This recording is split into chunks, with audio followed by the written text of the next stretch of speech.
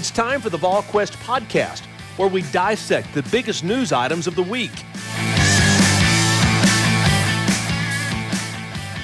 Good Tuesday, everyone. Welcome to the Volquest.com podcast presented by our good friends at Smoky Mountain Organics. Don't forget, Smoky Mountain Organics with 3 locations to serve you in East Tennessee, including that location on Kingston Pike, right across from a Trader Joe's. You can buy online by shopping at their website at SmokyMountainOrganics.com. If you're suffering with those allergies, many other things that people are going through right now, East Tennessee's most trusted health and wellness store is Smoky Mountain Organics. Be sure and check them out. Don't forget to like and subscribe on YouTube as well as we dive into plenty of things. UT Athletics, a lot of recruiting going on. We got Austin Price, Rob Lewis, Brent Hubbs with you today. And Austin, let's just start with Tennessee. You've said for a month that talk to me about where Tennessee is with this class and August, second week of August. So I'm going to talk to you about where this class is first and second week of July. Where is this?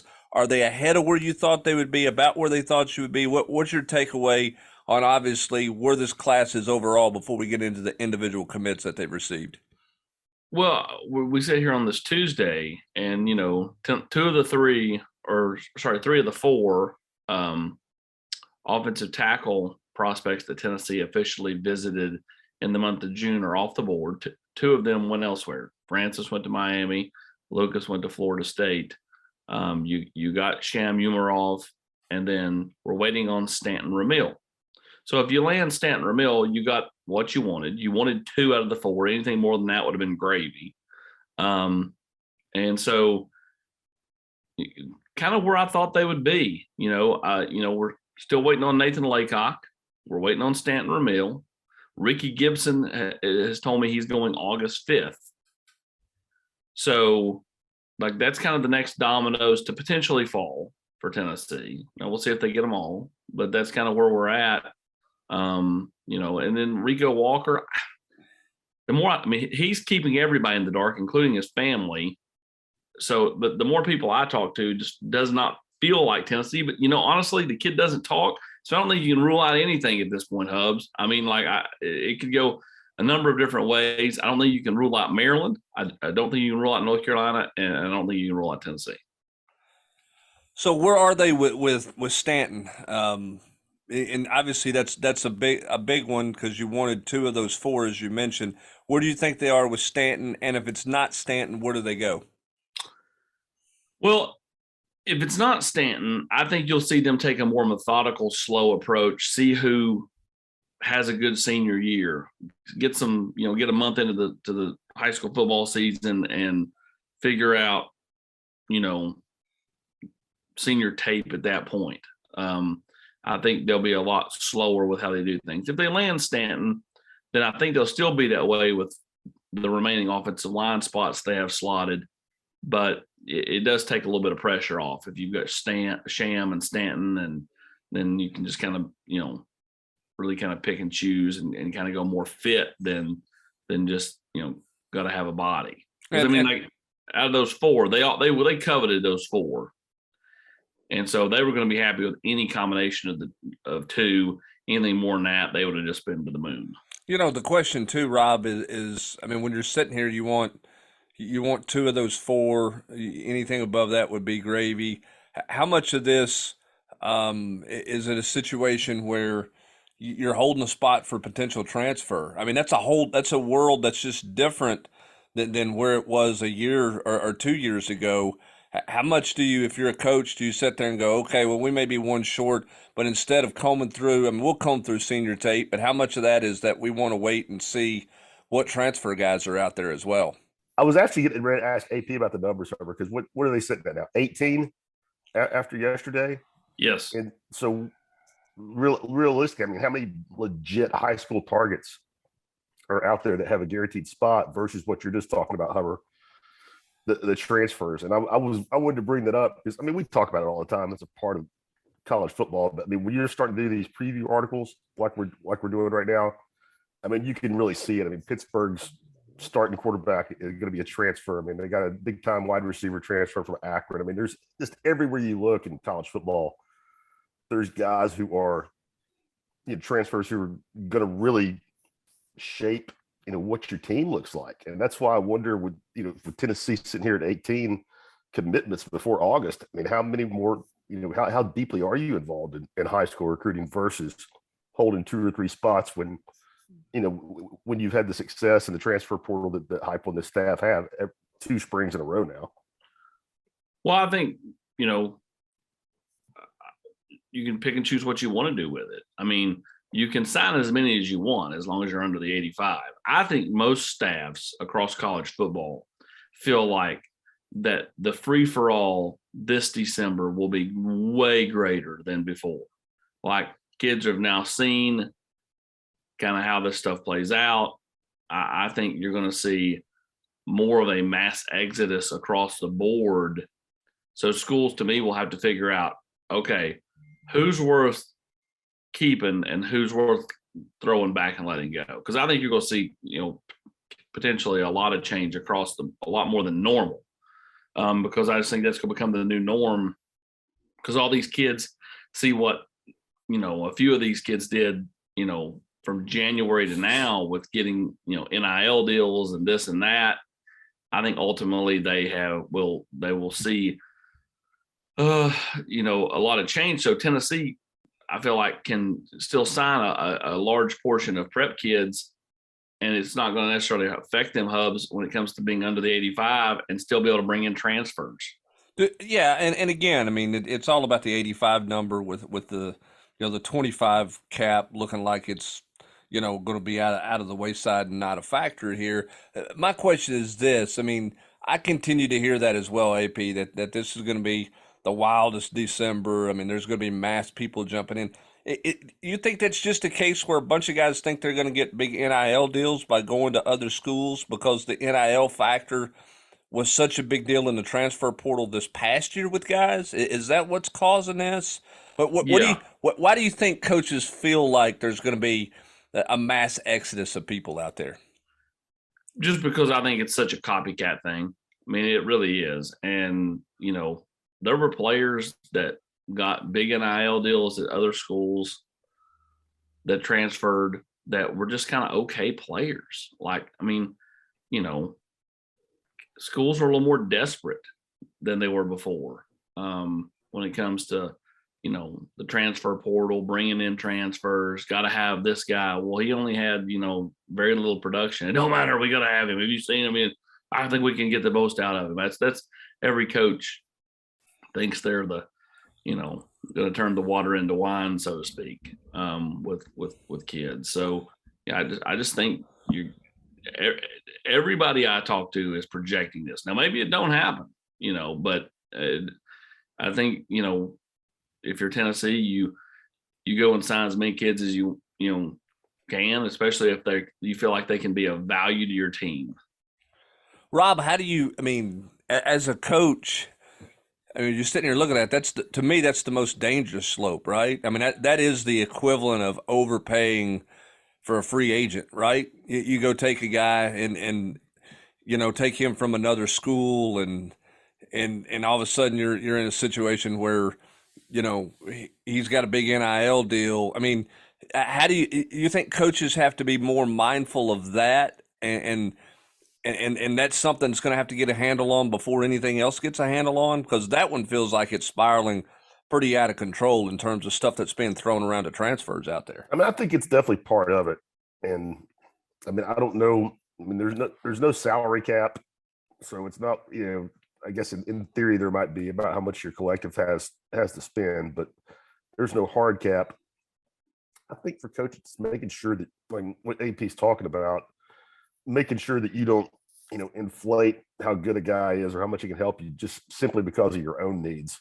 And I think the NIL stuff, and I mean, what do you guys think? I think it's going to be more driven by what AP just mentioned about who's desperate and who's not. And I think you're going to see more people coming in with big rebuilds, being more willing to, inflate a guy's value on the NIL market because they are so desperate to turn things around quicker. For me, if I'm a guy like Josh Heupel and his staff, which, you're right, we wouldn't say your roster's necessarily set yet, but what the transfer stuff does to me is I'm way less likely to reach on a high school kid that I might have, 2 or 3 years ago, or like we've seen some coaches here do in January when they're trying to pump the numbers for the class up. I think the transfer portal stuff makes it way less likely to reach on a kid who you're not quite sure on, just to fill out a number. Well, for me too, I think Rob, you have to you have to balance it. How do you look at a situation? Let's say you've got a kid on your team that's threatening, I'm going to the portal if I don't get more NIL money. And that happens across college football. Like, coaches are going to have to balance, is it worth it to give this player more NIL money versus let's go get somebody to replace him, but how much does that person cost? And are they the same player and it's going to cost just as much, if not more? Like, it's a balancing act. Every one of these situations is a balancing act. And so, this is why some of the older coaches are, getting long in the tooth and bewildered and don't necessarily want to play in this world. In all athletics, not football. I'm talking. There's a reason Roy Williams got out. There's a reason some of these older coaches Jay Wright out. Yeah, Jay Wright jumping into that. Eric Kane jump in here as well, as he's a part of the podcast here on this Tuesday. Eric, when you look at roster management, I mean, we've heard that term for several years now, and I've always said scholarships, the 25 are the most precious things that a coach has. I mean, managing your roster now that's the whole reason why you're paying somebody a bunch of money, because the coach that's going to be successful is not the X's and O's guru.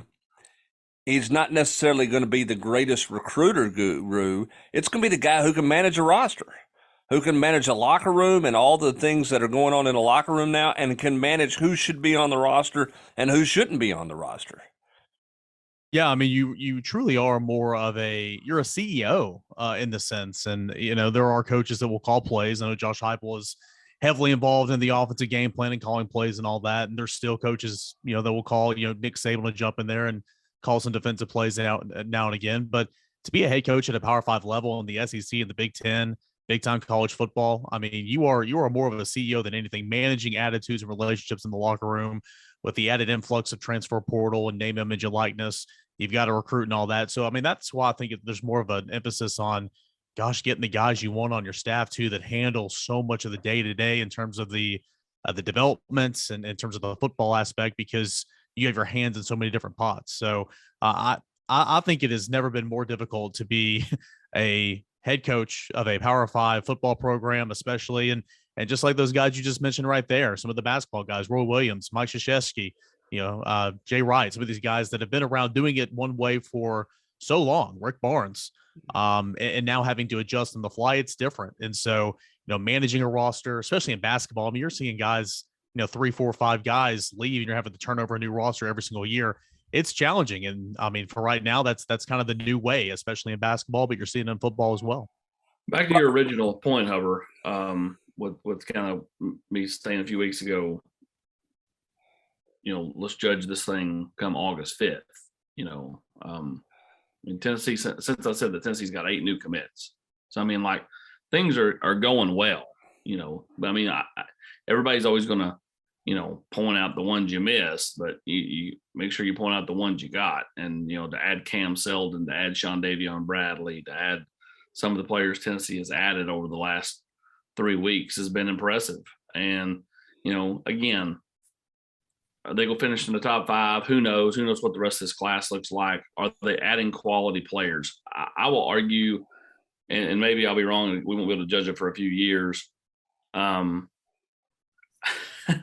I think, last year's class, which was fringe top 10, just outside top 10 on some rankings, will end up, being, I think, really pretty good. And, when you look at the Caleb Webb, James Pierce, Josh Josephs, all those players, I just think, you have to continue to get players that, add depth to your program. To have a 2-year run, Huber, of Sean Davion Bradley, Caleb Herring, James Pierce, Josh Josephs. How long did Tennessee go with, we got one guy that can get to the quarterback? So if he had an off game, you didn't get to the quarterback without bringing like blitzes from 12 different directions. I mean, to be able to get some guys that can potentially be that and like several bodies, like when's the last time Tennessee had this many guys that were thought this highly of as recruits, as edge guys? Can you remember a time? Because I don't remember a time where Tennessee had this many in the last 15 years. Oh, it's been a long time. There's no doubt about that. And you're right. I mean, this staff is recruiting well. I think you're seeing the results of everybody knowing what the defense is going to be, knowing the offensive identity. Rob, you're not selling hopes and dreams. You're selling some tangible results that I think creates a yield for you. They've certainly got to finish in some areas. There's no doubt about that. But given where this program is, I mean, Josh Heupel's been on the job, 15 months? Is that right? 16 months, something like that? I mean, Rob, I think the assessment of where they're at in recruiting and the biggest question mark surrounding Josh Heupel is his ability to recruit. It's gone well for Tennessee. Perfect? No, it never does. But you can't look at where they're at right now and say, man, they really have struggled to recruit since Josh Heupel's been here. Yeah, especially when you're talking about, I mean, they had a nice year last year, but it certainly wasn't, off the charts in terms of wins. And to AP's point about edge rushers, I mean, I think behind quarterback, maybe receiver. I mean, those are in today's game, those have become possibly the most dynamic, impact guys on the field. And however think about it, was Derek Barnett in the 2014 class? Maybe 13. Anyway, yes, he was in that class with so you're talking that. about two quality NFL edge guys in the last 9 years, him and Daryl Taylor in this league. I mean, how many guys does Alabama have or Georgia had? And Daryl Taylor was a what? High school wide receiver. Yeah, he was a 3-star wide receiver that everybody. I mean, when Tennessee took him, it was like what an ultimate reach, and obviously he went on and his body blew up, and it was a great projection. And he ended up being a really good player there. Well, and nobody thought Barnett was going to be number 9 pick in the draft. No, nobody thought that. I mean, I thought he'd be more productive in the NFL than he's been, but nobody saw him coming out of high school being that kind of guy. I want to ask all three of you guys this question. We're talking about transfer portal. Tennessee's used it to their benefit the last couple of years. Austin, is this roster to the point where they can be that much more selective in terms of the transfer portal, where it's not filling out a roster or I mean, I guess what I'm saying is, do you see them taking 4 or 5 transfers, 6 transfers, or do you think they're going to be a little more cherry picking just for a guy at this position or one guy at this position? As the roster gotten to that point where the transfer portal is viewed a little differently by Josh Heupel and his staff? Do they have to go down to the morgue and see which one's still warm? No. No. Yeah, I mean, I do think you can Eloquently put, by the way. You can that one's still 78 degrees. Let's roll it out there. Yes, I think you have to view it that way. I mean, they're not where they want to be. They're still building the roster they want, but at the same time, I do think that they're sure not where they were a year ago. A year ago, they had less than 70 scholarship guys. Most of them, no one thought were ever going to be factors. Some of them probably, didn't think they would be factors themselves. And yet they were out there playing last fall. And so, I think they're in much better shape going into this fall. That doesn't mean that they don't have question marks. They've still got guys that have to prove themselves. But, I think you just feel a little more stable across the board from a roster standpoint. You guys know the numbers a lot better than I do in terms of where they are in terms of the overall 85 and all that. But I think exactly what Austin said. Are they where they want to be? Absolutely not. But I mean, it's almost night and day compared to the last spring, last summer. They had to go get guys. You had to go get a Caleb Tremblay, a Deshaun Terry. You had to go get a Juwan Mitchell at linebacker. I mean, you had to go get some guys and Brandon Turnage and those guys to kind of fill out a roster. You've got numbers. I mean, some position groups you don't have much proven depth, and understand that. I think after the 2022 season, Tennessee should go get a linebacker in the transfer portal. I think you're always trying to look for an impact defensive lineman, but I think you're to the point now to where it's not necessarily a need. It's not a necessity. It's just it's a supplement. You're going out and helping to add to, what you have. And by that point too, hopefully, adding to what you've developed, behind some guys that might not be playing right now. So where you want to be, no, but I think you're in a position to where you can kind of pick and choose a little bit, especially in certain positions, to where last year you just had to go get some guys and fill it out, right? Rob, is that in some ways a harder position to be in, because you have to fight the whole notion of, as Austin said, take the first guy out there. I mean, look, it was pretty obvious they were combing the last 2 years because they need numbers. Now you're in a situation where you're select. I mean, but there was a point where they couldn't even comb back in December, Hubs, because they were trying to self-impose and all this stuff. So right. They missed a portion of the cycle. That's a good point. They did miss that. But I guess what I'm asking, Rob, is how hard do you think it is from a coaching staff standpoint, from an evaluation of weighing transfer versus high school kid that may not help you for another year? You know what I'm saying? I mean, it's obvious when you come into a rebuild, hey, I got to have a guy, right? Or it's obvious if you use basketball as an example. If you're down 6 guys, you can't go get 6 high school kids and develop them, right? I mean, you got to go get immediate help.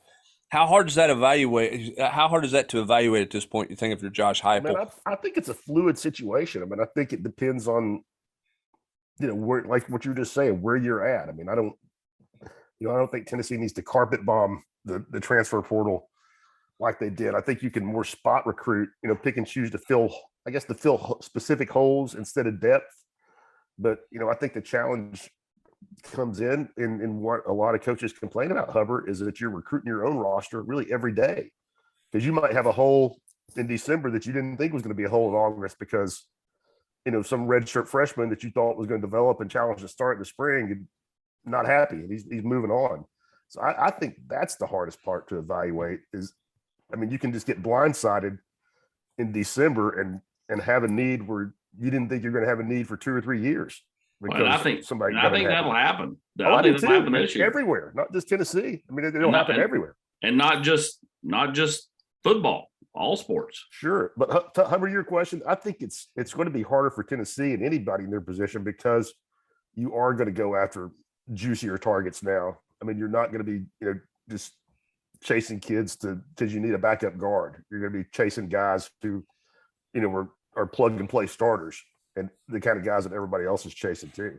But you don't want to be Ole Miss. Sorry, I jumped in front of you there, but like Ole Miss right now is, and there's a long way to go. I mean, it's a long way between now and December. We all know that.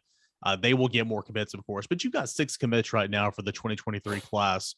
And I'm penciling out Ole Miss right now because they're 65th in the country in terms of the rankings per Rivals. They were one of the teams, Lane Kiffin being very active, obviously telling everybody about it on social media about going and getting guys into the transfer portal and this and this and this. And that's great.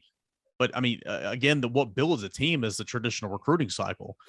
So you can't just take the year off right now, right? So I mean, I feel like for the Ole Miss program, you want kind of a balance there, because right now it's been all transfer portal, and right now the rankings for the 2023 class are kind of suffering. Again, a long way to go. South Carolina is another one of those teams, and they're a little bit better off than Ole Miss right now. They've got 13 commits, but South Carolina is very active in the transfer portal, but still sitting outside the top 30 right now. I feel like there's just got to be a balance right there, way more so than those two teams. And I think Tennessee's kind of found that balance last year and a little bit this year so far. Well, I think Lane's found it easier to get kids to come to Oxford that were at other programs versus high school programs. And so I think that's kind of his recruiting strategy. He'll cherry pick what he can get out of the high school ranks.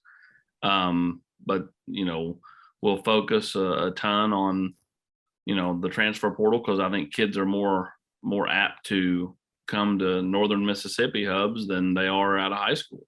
Well, for whatever reason, right. It just feels that way. Well, and again, I mean, I think as a coach, you've got to try to find that balance, and everybody does it different. We've seen it in the NFL, right? I mean, John Gruden has a Super Bowl championship ring. I know he's out of the league. I'm not going down that road, but I'm talking about him as a coach. But he's a veteran free agent guy. He didn't like rookies.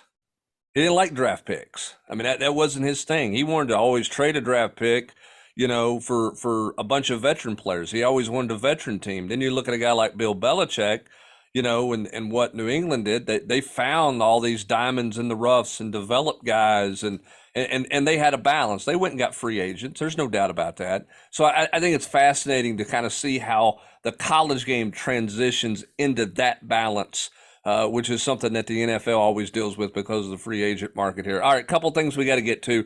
Rapid fire. Let's wrap up a little of this recruiting talk. And I want to get to some basketball stuff Rob had over the weekend. Austin, why did Shadavion Bradley commit now? And why was Tennessee always the school for him, even before he visited here? He loves the people, the staff, the recruits. Family fell in love with it when they came back in May. I mean, he's still not taking an official visit here. I mean, he still has an OV coming up this fall or whenever Tennessee wants to use it. And he was going to wait. He was going to visit at the end of July, which is why I've said this for a month, and then commit August 4th. And he just kind of got tired of waiting. He just wanted to get it over with. And he even Friday was like, I'm probably going to commit on Sunday, but I'm not 100% sure. I may want to wait and take the visit and then commit August, but he's just ready to get it over with. And, again, that's a big one to get in the boat. And now you just focus your attentions to Stanton Ramil and Ricky Gibson. And now you got new names out there like Isaac Smith that John Slaughter's after. So tell me about Jaylen Smith. Why was Jaylen Smith a big get? Break him down. Well, you're trying to add inside backers. Good-looking kid, very productive kid at the top classification in Georgia at Grayson. Was real impressed with him when I, interviewed him back last month for the commitment interview. Just a very polished kid, respectful kid.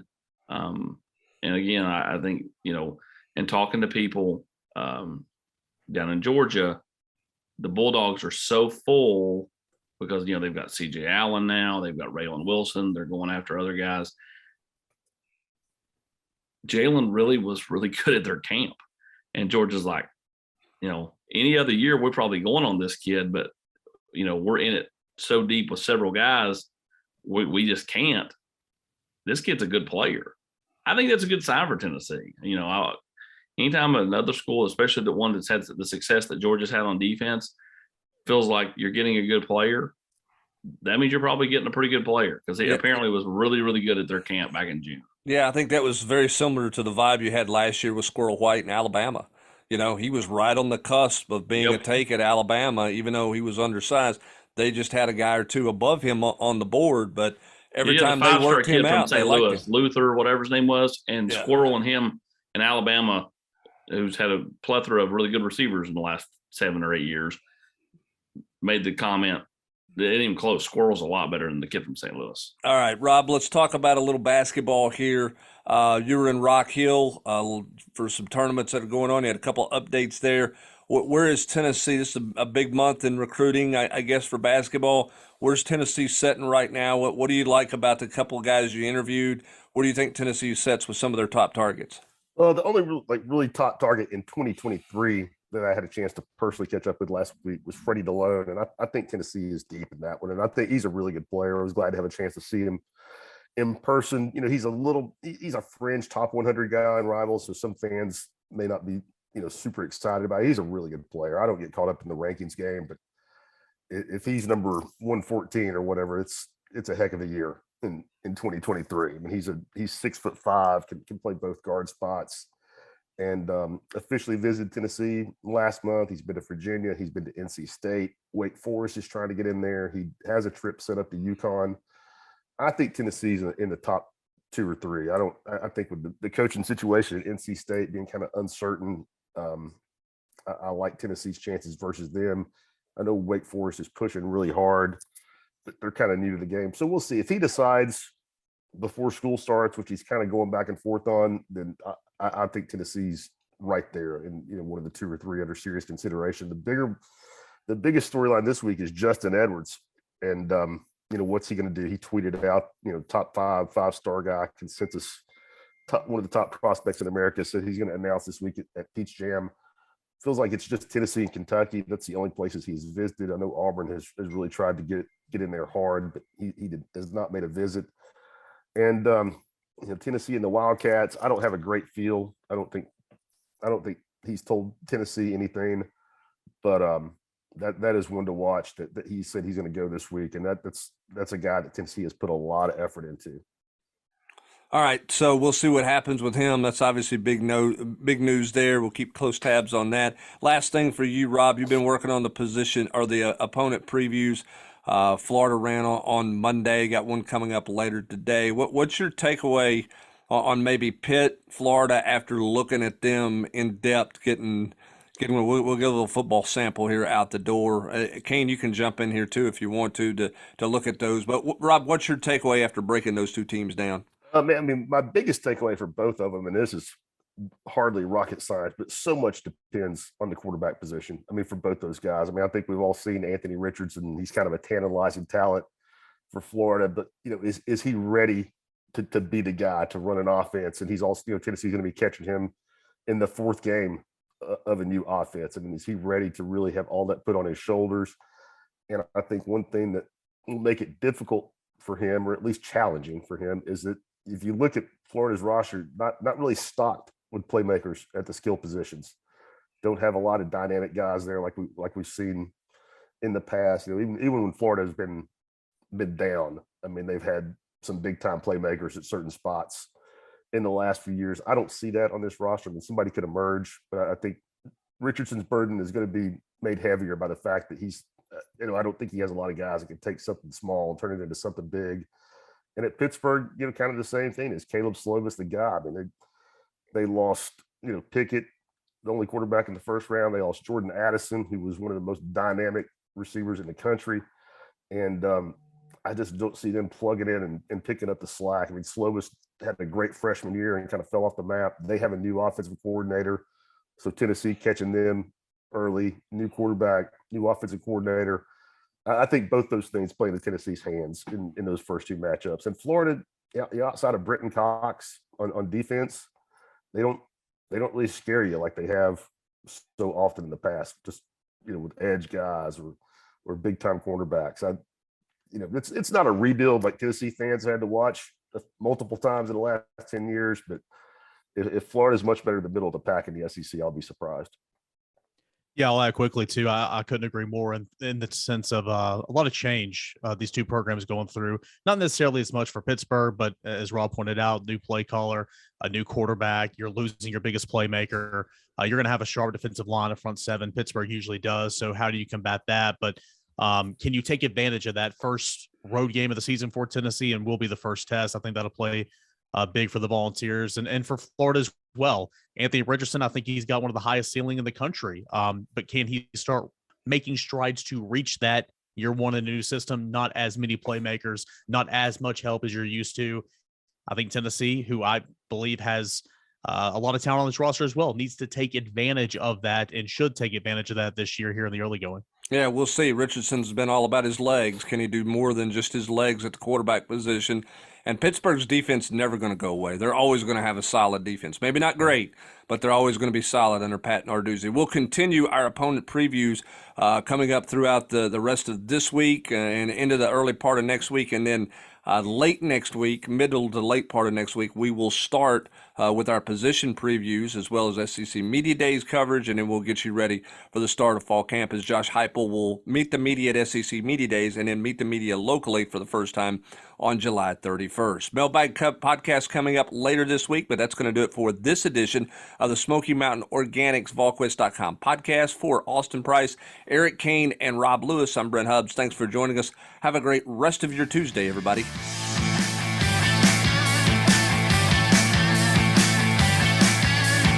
You've been listening to the Volquest podcast every week here on Volquest.